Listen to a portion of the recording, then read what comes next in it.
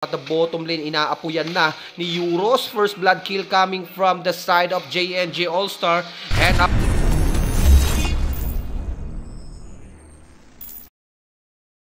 ng mga Maymay Esports, ladies and gentlemen, mga takbo yung ating Matilda, pero Tempest of Blade kinasangit nasa tower, flicker out. Ayun na nga po, ito na yung 1-1 gustong sumayaw, naikutan, Vinsky will fall down, pero nandoon ang link natin for the backup. Tempest of Blade hanggang nasa tower pa, walang pakialam. Break from Toronto ay tutumba, pero yung Vatfish na nanggagaling sa Sicilian, napayungan siya ron, gusto tumakbo, flicker out. Yung ating Last Insanity, ayun na yung gatot, yung kanyang Avatar of Guardian, inilayo na lang. Pero yung dalawang sides, Vatfish, nandito na yung 1-1, gusto tumakbo. Tempest of Blade palayo, yung ating link, makakakuha ang turtle, yung Avatar of Guardian, wala tinaman, Circling Eagle, sino makapag-retry, and Shadow Kadagaki will get that turtle, Ryuken, bagsak na rin dito, yung ating Matilda tumatakbo, nakawala nga rin dito, uy, yung ating Sushi, no? Tinitipian sila ngayon ng ating gatot.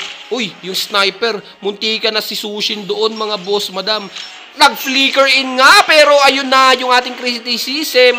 Bagsak na rin, mga kaibigan. Ayun ang pasok ng isang Vinsky, pero hinabol siya dito ng ating Matilda. Naka-out pa nga. Ang ganda naman ng kanyang escape dito. Yung ating Circling Eagle hinabol hanggang dulo yung Vinsky. Hindi ka makakaligtas, pero pero the top lane, Primal Rat ikinasa, pero sapat ba yun? Demonic Force na pagsakan ng ating Ryuken. Nadalawan siya ron ng ating Ling with the assist of this Pobius. Diretso siya ngayon sa bottom lane. Hahabulon yung ating 1-1-1-1.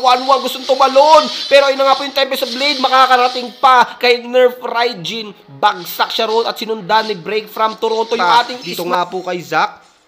Pero napakabilis, Vinsky will get that middle inhibitor tower. Umaabante ang side ng mga Maymay Esports. Eto na ang balagbagan, magkakaroon ba ng clash? Yung Link pumasok, inaapoyan dito with the Flare Lantern. Yung ating Demonic Force, sinalunan na. Eto na, ang sakit ng isang Sicilian. Nagpop na rin yung Immortality Zac at saka si Nerf Raijin ay tutumba.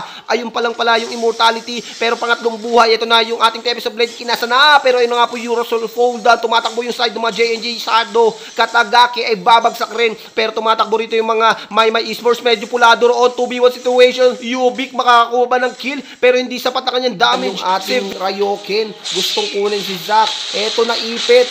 Naipit yung ating X-Board, nag-pop na rin yung Firaga, pero Euros will fall down, mga kaibigan. Pero wala na yung ating Lord, nasa middle lane na. Papasok ba? Sino unang papasok dito? Ayun na nga po, nagkabalagbagan na yung tower, yung Lord buhay pa, yung mga basuka binigay na, pero yung Sicilian tumachani lang, inaapoyan yung Lord, tunaw na rin, mga kaibigan, at walang nagawa rito ang side ng mga Maymay Esports. Pero yung Vinsky makakakuha ng bottom inhibitor tower dito. May mababacuum ba rito yung ating sniper na nagagaling kay Vinsky.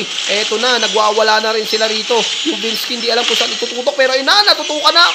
Patay ka diha. Ayun na rin po, mga kaibigan, pinasok ng tower. Yung ating Link Tempest of Blade pinasok. Ayun, 5. Yung Primal Rat kinasa na. Hindi na natin alam kung sinong tutumba, pero si Ryuken ang mauna at isusunod pa dito yung tower doon sa bottom inhibitor. Yung mga apoy na nagagaling kay X-Board, kay Euros, inaapoyan niya ang side ng mga Maymay, pero doon sa bottom lane yung ating Ling makakakuha ng kill. Ayun na nga po yung ating Avatar of Guardian, pero no, yan na Mulachi. Doon yung ating Sushin, ladies and gentlemen, pinutukan sa buka yung ating Euros. Nagpop na rin yung kanyang Firaga, pero walang magiging casualty. Yung middle inhibitor tower, mababagsak na rin yung ating Vinsky. Free hit, Vinsky will get that tower, pero super jumps ay tutumba. Yung Demonic Force, sinahabol si Ryuken. Eto na yung mga talon na nanggagaling Primal Rat, nagpop na rin. Uy, mamaya na yan, boss. Ayan na, yung ating Zac Mydic na medyo nahuli, pero Winter Crown. Yung ating Last Insanity, inikot, pero napag-flicker dito. Yung ating Vinsky, Zac Mydic will fall down, ladies and gentlemen. Hinahabol dito yung ating Vinsky. Takbo. Ayun na, yung ating Circling Eagle, pero dumating yung kanyang backup na si Ling. Si Ling naman ngayon ng kumakarte. Tumatakbo ang side ng mga JNJ All-Star. Yung ating Tempest of Blade ikinasa, pero hindi pa rin tapos ang laban. Nagbakod pa at nakaiwas nga rito ang ating mga JNJ All-Star.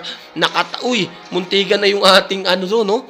Yung ating sniper. Pero here we go, ladies and gentlemen, yung Lord umabante na, pero dalawa lang sa side ng mga Maymay Esports ang nandito para dumipensa rin sa Lord. Ayun na yung Avatar of Guardian, natamaan yung ating, sino ba yung tinamaan doon? Hindi natin napansin yung Sushin pala, pero yung ating Link, kumakarne doon sa baba, nakaligtas nga ron si Euros, mga kaibigan. Ito na yung ating Circling Eagle, ang sakit na binibigyan ng damage dito para kay Break from Toronto. Grabe, hindi niya kayang i-resist yung damage na binibigyan ng mga Maymay Esports. Primal Rat, eto na, may nahuli na, Ryuken will fall down, mga kaibigan. Tempest of Blade, ikinasa hanggang tower, bagsak si Nerf Raijin. Eto sino isusunod? Si Criticism na kapag Crimson Bacon, pero ayun yung ating Sicilian, nabigyan siya ron, Euros ay susunod. Eto na lang si Break from Toronto natitira, pero hindi mawa-wipe out yun dahil dito on magtatapos ang ating laban.